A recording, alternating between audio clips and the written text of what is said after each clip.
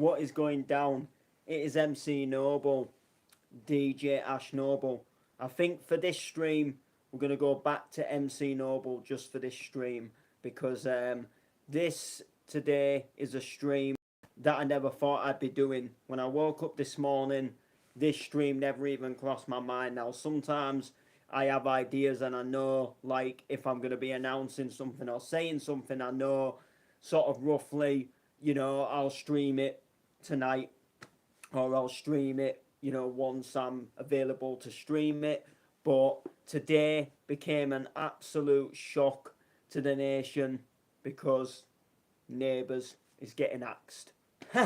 No, it's nothing to do with Neighbours, but for those of any of you that do or do not know, Neighbours is actually getting axed off Channel 5. I don't know why, but all I know is it's coming to an end, and I know that Home and Away also, I believe, sadly came to an end, which I never knew why. All of a sudden, it just wasn't on Channel 5, and I've never been a big Neighbours and Home and Away fan, but I will admit I have watched it quite a few times. Just if I've been having tea or something, there's been nothing else on, I have sat there and watched it. But I did always prefer watching The Simpsons at 6 o'clock. But then Home and Away finished and Neighbours got moved to 6, and I still preferred watching The Simpsons. But now and again, we'd have the Neighbours on. So there you go. But no, I didn't think I was going to be streaming today because I got a unexpected booking announcement, which at first was really weird and it really threw me off. And then I realised a few things, and then I realised a few more things, and then some things started to make sense. And then it just became one great big giant buzz. So it would be probably about tea time, late afternoon, and I get a message in my messenger. So I knew it was like from someone that doesn't normally text me that often. So I'm always like alerted to think, oh, what does this guy want? So I click and I check the message, and there's a flyer in the inbox, and I go, oh, cool, nice flyer. So I'm just thinking, I'll give that a share for you, pal. And then I read there's a message at the top, and it says, can all artists performing share this flyer at such and such a time? And then I read it and I thought, well, hang on a second, I'm not an artist. So why is this coming into my inbox? So I was thinking maybe as a guy just like spammed it about to his artist, and then he's like literally just done me by accident. Or maybe, again, he was just, forwarding a message and he just forwarded everything, but maybe he was just going to ask if I'd share it out. So I looked at the flyer again, and lo and behold, down in the MC section, there was a name which was Noble. So I was like, I'm performing. So I was thinking, okay, so I'm performing, but I've never been asked. I've never been, do you want to perform? Are you down for performing? Are you even free on that day? Because that is one thing you would ask someone, are they free on that day? So I looked at the flyer and I thought, what, I am free this day, and it is actually a pretty sick booking. There's some fucking legends on this flyer here. I'm playing with some of the big boys, not that I'm trying to boast or anything, but this is certainly one of the more bigger bookings out of some of the bookings I do. And I thought this is quite nifty. Scott Brown, Top Groove, Kenny Sharp, some absolute legends, DJ Vibes. So I'm thinking to myself, this is absolutely belting this. So next thing that's in my mind is the date. So I thought, oh, hang on, well, the date's quite far away. So I thought, well, I better text my mate Lee. I better say, look, I've got this booking, this date. Are you free? Because I know one thing about Lee this year is I know he's booked for quite a few things, and it dates to quite later on in the year. So I know around the August and September time, he did take on a few bookings earlier on this year for around that time. So I'm thinking, is he actually free? And then I look at the flyer again, and I look at where it actually is, because I'm thinking if he's going to travel and take me, then obviously, we've got to make sure that he can be free. We've got to make sure that I've got a way of getting there. If he couldn't take me, it's in good advance. It's in good time for me to to get like the travel sorted and maybe get myself booked into an hotel kind of thing. And then I looked at where the venue was, and it said the Doncaster Warehouse. And then at first I'm thinking, all right, cool. And then it clicked, and then everything just clicked into place. And for those of you, you may or may not know, just recently I've been saying that my friend Lee, the layman, he's been hinting that there's been something coming. And he's not been saying what it was, and he's been saying prep your bars, make sure you have a good practice, and make sure you do this and that when you're on the stage. And he was sort of hinting and saying, you will play the Warehouse at some point. Yeah, I'm sure you'll play the Warehouse at some point. And I know he was hinting something. I just wasn't quite sure what it was. And then it clicked into place that all along, this is what he'd been sort of like hinting. This is what he knew about. And this is what he'd been sort of planning. Almost sort of like behind my back. And he'd sort of been getting something big in place for me. And literally, to cut the story short, everything just sort of fell into place. And it all sort of starts to make sense now. When you've kind of got this like little, almost like a muddy jigsaw, but then slowly, bit by bit, you start the pieces together, and slowly, when you see the jigsaw picture coming along, that's how it feels like to me now, because even things from going back is now starting to make sense. Reasons why, and things happened like this because of this, and this was meant to happen because this is now going to happen, and if this didn't happen, then this now wouldn't be happening.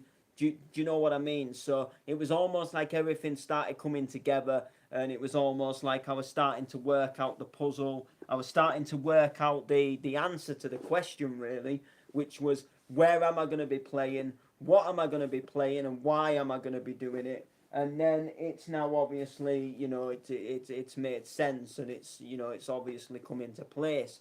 So without further ado, I can announce to you guys here on YouTube that I am playing for Rave Logic, the Great British Rave Off. That is correct. Not the Great British Bake Off, although I don't mind doing a bit of cooking. It's the Great British Rave Off. And you know what?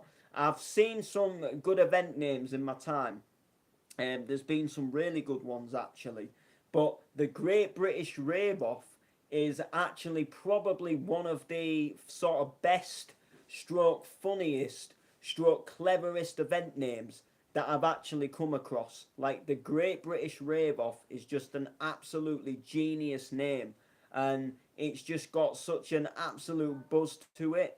And it's almost like I'm playing at the Great British Rave Off. But it makes you automatically kind of think of the Great British Bake Off, the TV show. So it's a really sort of almost like a really fun thing. But yes, I'm playing the Great British Rave Off alongside Scott Brown, Top Groove, Vibes, Kenny Sharp, loads of other names as well. I can't name and remember everybody on the flyer because it's just there's a lot of people. It's quite a biggish night, to be honest with you, and there's going to be some more guests and some more special announcements that are going to be getting made over the course of the coming months as well, which is kind of like the mad thing. But I know there's going to be like Slay, Delight, Easy Vibe, which they're like some sort of like newly sort of like friends of mine. I've seen them at some events, and Delight has been helping me out a little bit this past couple of weeks with a few things. And Easy Vibes, a sound guy, he played at the Christmas Stomping, so I got to meet him, and he's done some things on 24/7 Hardcore. Slay, he's done a few things down in Leicester. I've been at a couple of places, and he's been playing. I think he did play a DNA, and I think he did some other things as well down in Leicester as well. So it's going to be good to see Slay again. Sid P on the mic.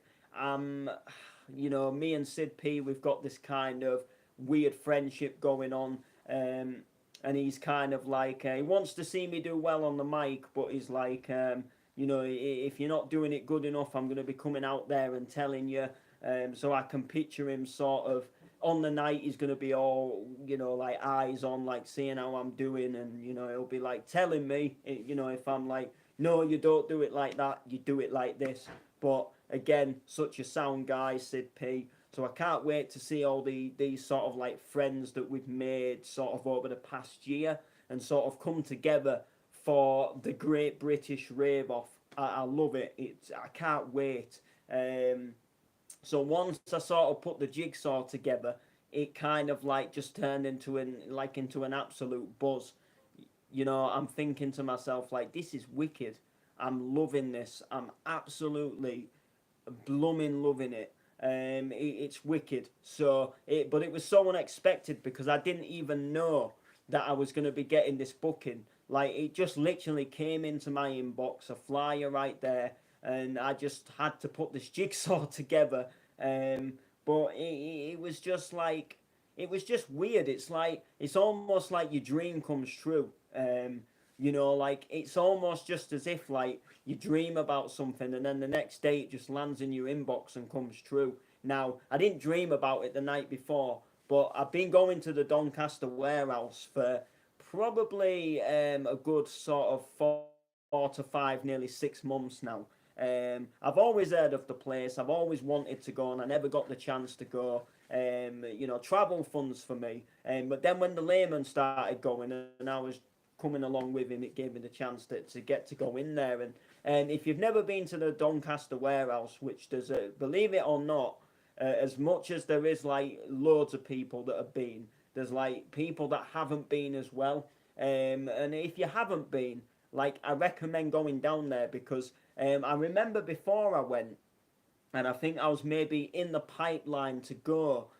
Someone said that they weren't keen on the place, and they didn't like the type of people that went there, and apparently it was full of the bad vibes, and and all this, that, and the other, and I took it with a grain of salt. I was still sort of wanting to go, looking forward to going, but when you've got that open mind that it might not be as glory as you want it to be.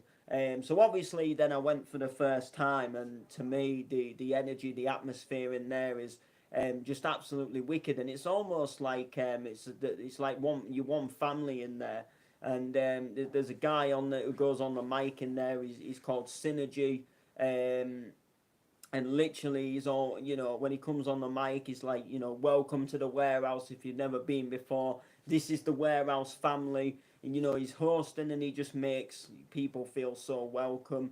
The tunes are always banging.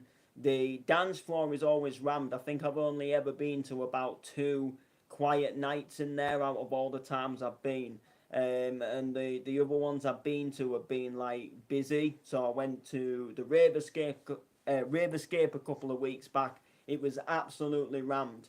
A couple of weeks before that, I went to Dioxide, and that again was a busy night. They had Scott Brown there for that one.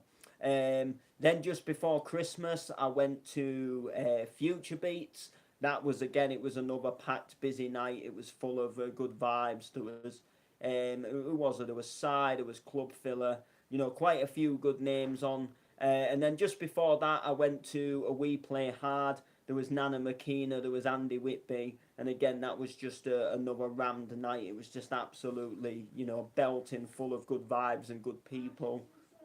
See you soon. And there was like the outdoor stage, the indoor stage that was open. It was rammed. It was full. Good vibes, energy.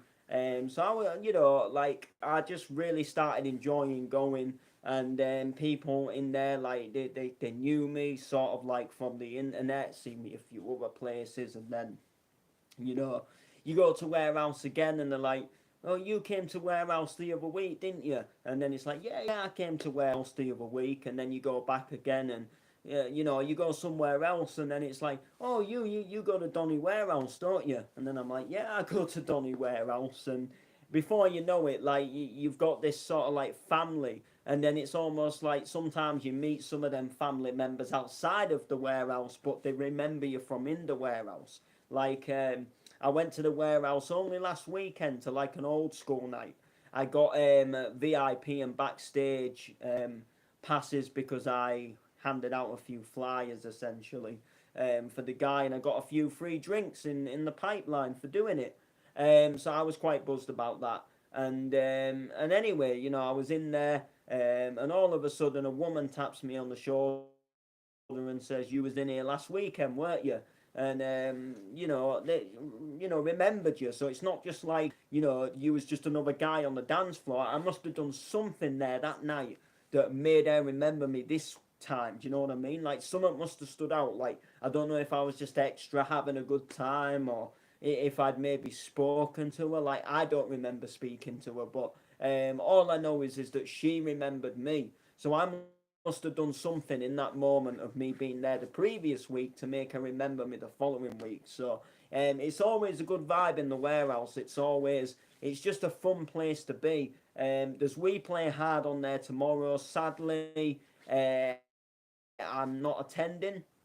I was originally going to attend, and then my friend Lee got booked to an event in Liverpool. We was going to go to that instead because he was booked for it. Then sadly, his car just played up and broke down and won't work. And I sort of wanted to. I was sort of thinking, about maybe getting the train and going to the We Play Hard myself. And then I thought, it's a hefty ticket price, and I haven't got a guaranteed way of getting back. And then it was just literally, things just were sort of working out too well as such. And I was just sort of,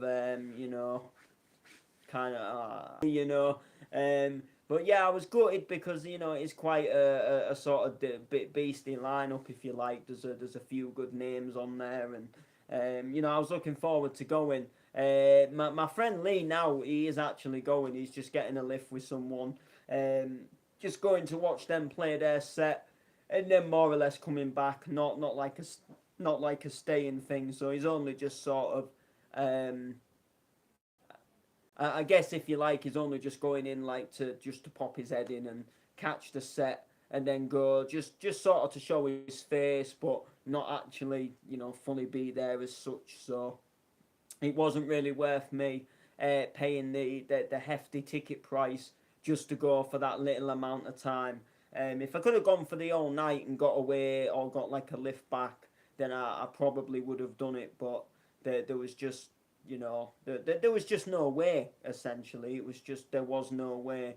And if I even attempted to go just and get the last train back, like you'd miss half the sets, and then like again, it'd just be a waste of your ticket price. There'd be no point going, just for that little amount of time.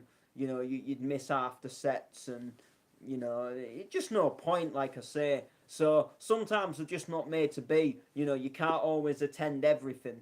And if you don't attend one good night, down the line you are going to attend another good night there. So it's almost like you're not missing. It might feel at the time like you're missing out, but maybe in a couple of weeks or a month or so's time, you won't be missing out. Do you know what I mean?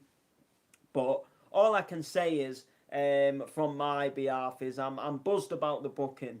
Like I say, it's sort of like since going to the like it was always sort of a goal to play the warehouse or MC the warehouse. But then when I went there and started raving, it sort of became even more of a goal and a dream to go there because like it was almost like I was getting a taster of what it would be like when I'm playing there, and almost sort of like what the place is like itself.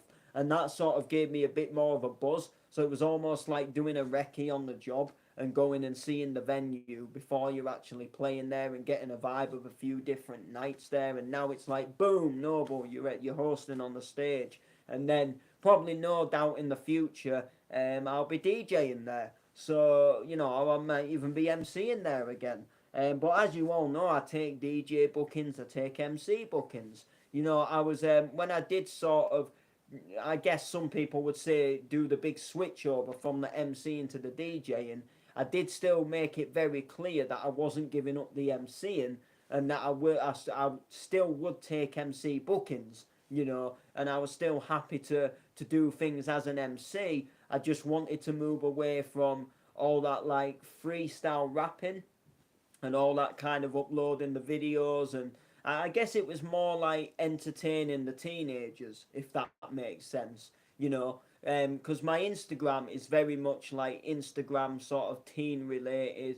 They follow like Grime Daily and You know, if I was like popping out videos on that, you know, I'd be sharing to my story, they'd be liking, they'd be reacting. But because they're like 15, 16, 17 year olds, and you know, they're not really into raves and they don't go hardcore raving, they're not really into that stuff, so they're not really going to follow it. Like if I share a poster to a gig, like it means nothing to them because either one, it's just not their scene, or two, they're just not old enough to get in. So you know, why would they sort of show any form of reaction to it? And then because they're not really into that scene or that thing, like if I go live and I'm DJing, it just bores them. If I go live and spit bars, then you know they'll be happy. But I want to pull away from that sort of like spitting bars, and you know that guy who spits a freestyle at the bus stop. It's not my kind of scene.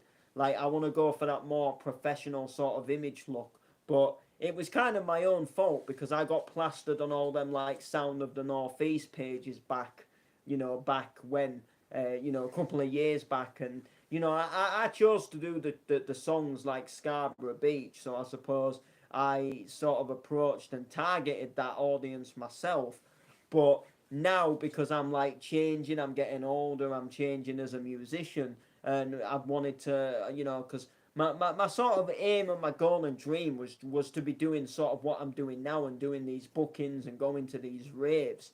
You know, I wanted to more be like, I kind of guess like the olden days, big on the almost like performing in the stage sort of circuit, but you know, not so much big on the online circuit, because nowadays you've got people that say like, I don't know, like years ago you had comedians that were big on the stage and they'd perform in front of audiences, and you know they'd play all over, whereas nowadays you've got like people that put like funny videos together, put them on the web, and they'll get thousands of views and they'll get paid for it, and they'll become like an internet sensation.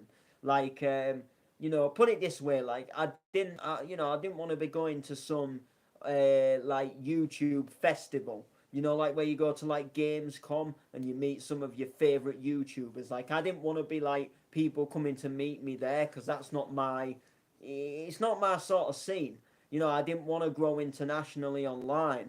I just wanted to use the online, I suppose, as a way to promote what I'm doing in the clubs. And if people want to meet and greet me, come to the rave, have a few drinks, and get off it and absolutely enjoy yourself. And I just wanted to get about and meet so many different people. And you know, I want to go around to people's houses and make tunes in the studios, and you know, go B2B with people on stages, you know, with the mic and the decks, and do solo stuff. And you know, I want to be able to, you know, say I'm going down south to play with, you know, to go B2B with me mate so and so. Um, you know, that's the kind of thing that I'm enjoying, and you know, that's the thing that I like more than kind of saying like I've hit 60,000 subscribers on YouTube. Like, as much as that is still an achievement, and if you know, if ever that did become the case, like I'd never stop the channel from growing like that.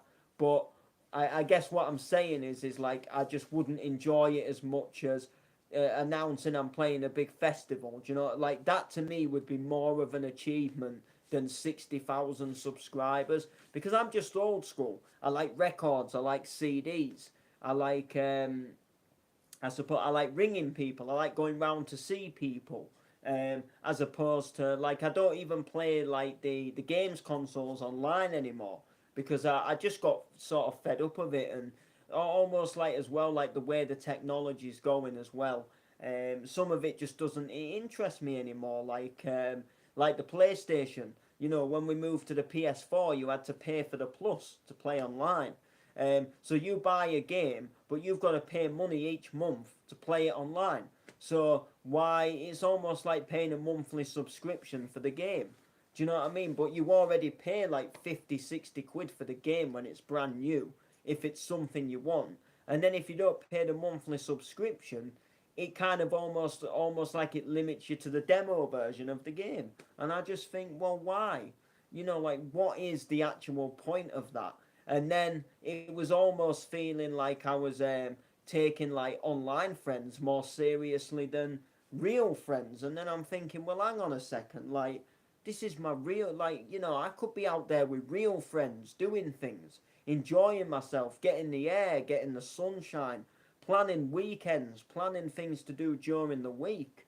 Do you know what I mean? Going into town, going out for food, and now like I do some of that stuff, and you know like how good it feels not to just wake up, turn the console on, or you go out and you just think, oh, I can't wait to get back. I'm gonna go online when I get back. Or you don't get online for a certain time, and then someone who you don't even know half the way across the country is texting you, pinging your phone. Why aren't you online, bro? And I'm like, I don't even know you, bro. And like, you're getting vexed because I'm not coming online. Like, you know, and that's how it used to be. And I'm not saying that I had anything against the people I played with online because I enjoyed it. You know, it was fun. There was good and sound people, but I didn't know them in real. Was I ever going to go around to their house? No. Was I ever going to meet them in town and go for a meal? No. Was they ever going to come to my birthday party? Probably not. I mean, one person might have maybe drove down. I mean, you never know. I mean, I like through the DJing and through the Facebook, I've met people now in real that I used to just speak to through Facebook, but I don't know. It's a weird thing, but I am like an old school person. I do prefer like to do some of the things the older way. Like, you know, a lot of bills like you can pay them online and stuff. Like I'd still as much prefer to walk to the post office and pay them because I like that sort of that almost like that adventure of sort of having to walk out. And maybe that's just because I lived with grandparents. I don't know, but I just like that idea of like, you know, you have to go and do something, so it gets you out, it gets you for a walk, it gets you in the air, fresh air. You know, you might see someone you know, kind of thing. So you know that's just me being that old school person. And this is why I like performing as well on the stage as opposed to live streaming. Like I do like I'm streaming now, obviously, but like I do enjoy it. You know, I love live streaming, but I do love being on the stage as well. And like this live stream now is just to promote this new booking. You know, it's not to grow on YouTube as such. It's just to give that people the opportunity what follow me to watch this and go, right, he's playing here in September. You know, let's go and see him. Let's find out more info about this event. And obviously, when I get more info, I'll tell you more info. But that is what the streaming is all about. That is, you know, when I go live DJing, that is me just going live to sort of say, well, look, you know, this is what I can do behind the decks. People watch this, they might think, yeah, we want to book him. So what do? They go and book me. Boom. And it works, doesn't it? Do you know what I mean? Like, it works. So, but there we go. The Great British Rave Off. Who is ready for it? It's going to be a belter of a night, and it's not even till September. So, but nevertheless, we've got some good bookings to look forward to before. I'm looking forward to Clubland Vibes in April. I'm looking forward to DNA in March. I'm looking forward to the Core Vibes in March. That is actually a week tomorrow. Well, a week today now because it's gone midnight.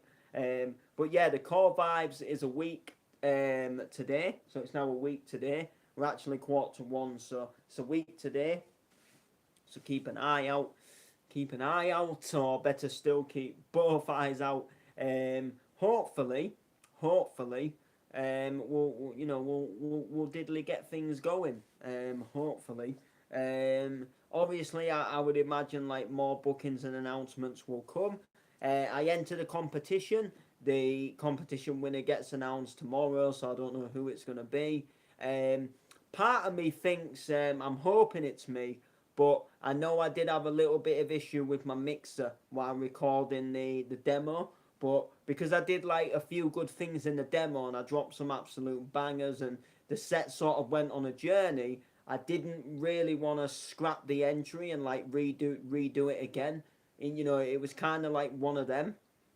And I'll say that one thing that does sort of maybe give me that disadvantage in competitions is my mixer is like a bog standard mixer. So like there's not even like any effects on it, so I can't add any effects.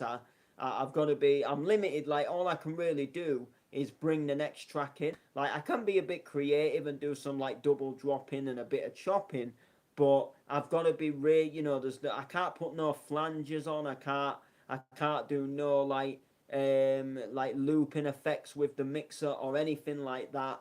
I'm just sort of limited really to like two sort of bog standard CDJs, a bog standard 4 channel mixer, 4 channels and a fader, and then like your EQs and your mids, your highs and your lows really.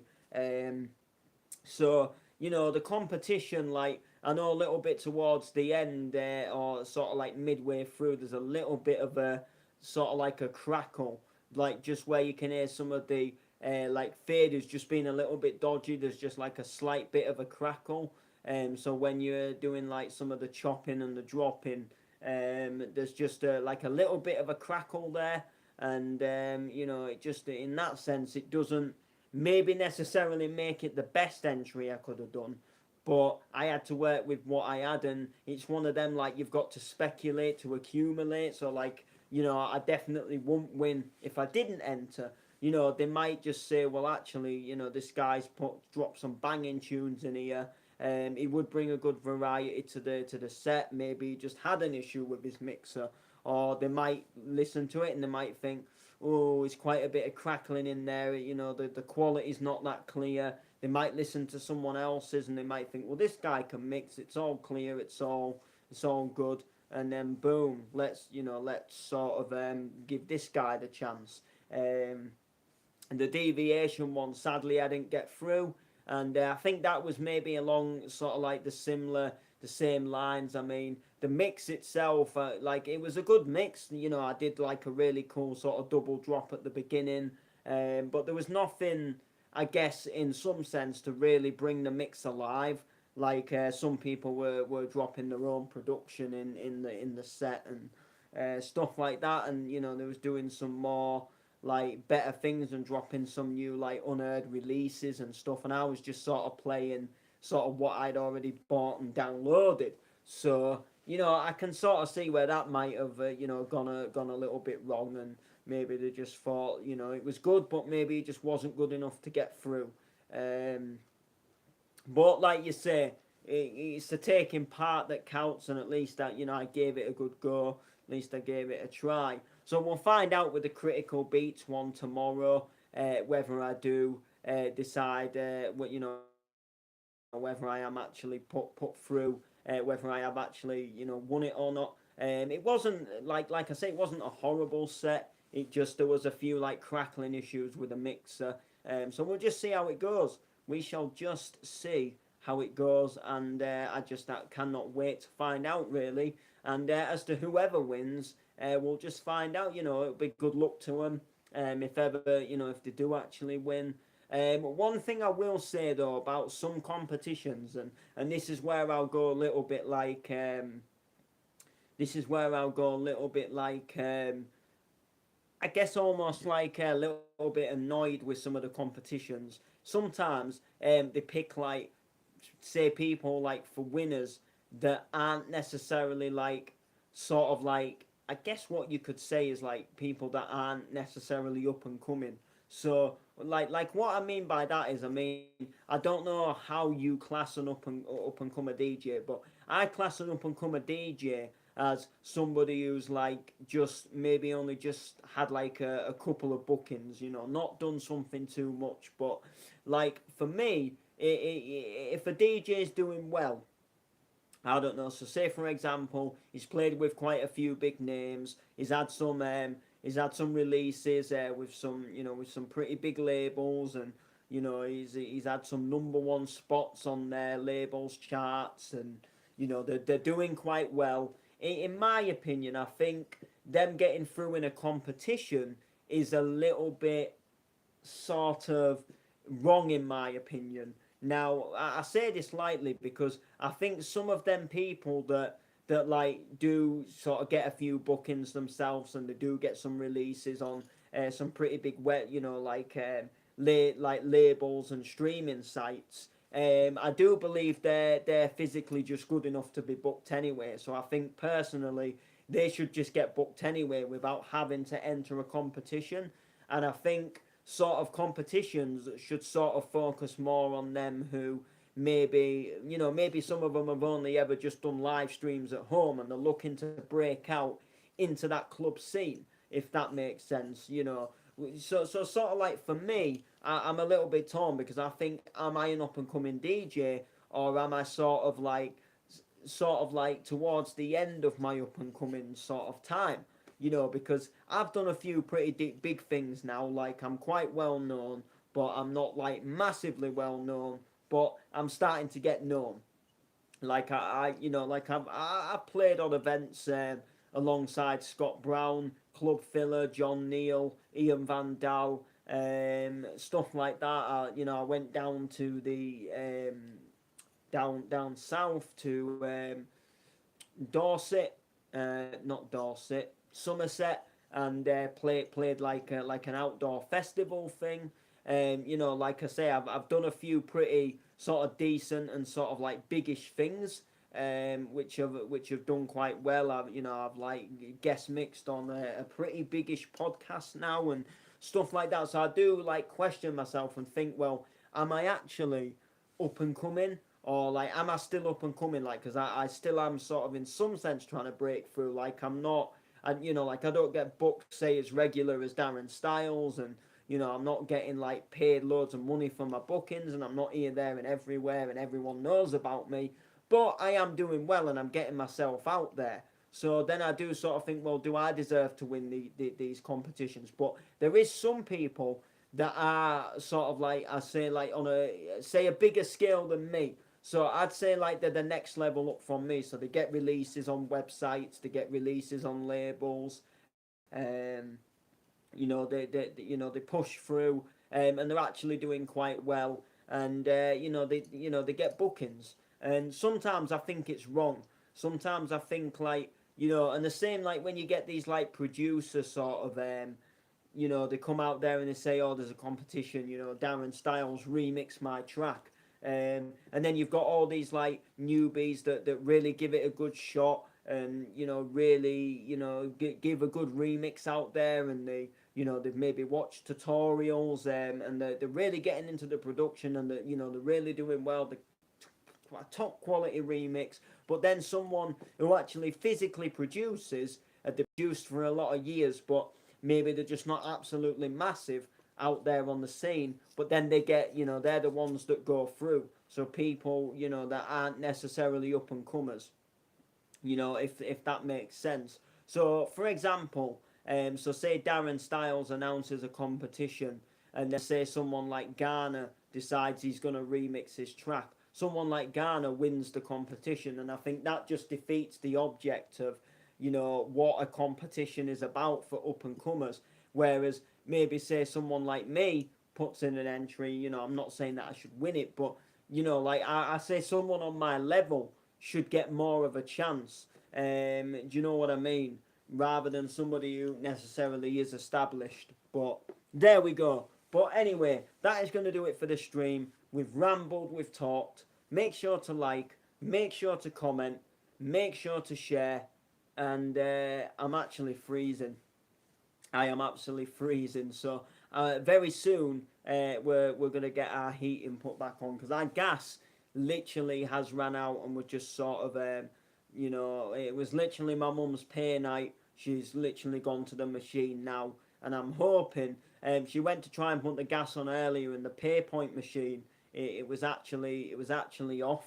It wasn't working. So we wasn't sure if like, all the other PayPoint machines were going to be off as well. But one thing I will say that is annoying about the gas, like once the gas gets low, like it's very hard to keep on top of it. So say like, I don't know, so we've got like a little meter downstairs. So say like if say Monday comes and we check the meter, it's 1.99 on the gas. A little bit short, gotta wait till payday. We put £3 on, because we can't afford to put a massive amount on. You put £3 on, by the time it gets to like Tuesday tea time, it's practically out again. Like the gas will just go like that, like just whoo, the gas just goes. So like once it gets low, it's like it's really hard to keep on top of it. Like because putting a couple of quid on just does not help it. Like, it doesn't go nowhere. But what do people do in a situation where they can't physically afford to put like 50 quid on it? Do you know what I mean? Because I've gone to the shop before and I've heard people say 50 will be, that's 50 on the electric. And you know when you sit there and you think, I wish I could do that. I wish I could put 50 on both. Do you know what I mean? But even like, I don't know, going back a couple of months, I could put a fiver on the electric and it would last a couple of days. And I thought, you know, so if it was like Monday, there was a payday on Thursday, and I put a fiver on the Monday, I knew by Thursday it would be just starting to get low to the point where, you know, we would need to top it up, but it might hang in there. Whereas now, you put a fiver on, and literally about a day and a half, and boom, you know, you're practically low. And I know this because, like, there's times where I've, like, barely used any electric. I've not, you know, I've not gone on my decks. I've not had my PC on. I've even actually been out the house. Like, I put 4 quid on, and then the next day I've been like busy at my appointments, and then maybe I come home and do a bit of stuff on the night, go on the PC, you know, maybe have an hour's mix or something, and then the next day I go out, I'm sort of out all day, come back at tea time, boom, the electric's low, and I'm thinking, what? I barely used it, you know, it's not like I'm sat there all day, whereas I know sometimes in the past I have sat there all day, but if I've been out and about and busy and I've not been sat there, I'm thinking, how? How has it gone? How has it been used? Like, I'm not even here physically sat there using it. There's no PC on, there's no decks on. And I'm like, it's just crazy. It honestly is. But anyway, that is going to do it. Like I say, people, like, comment, share. We'll see you next time. Take it easy.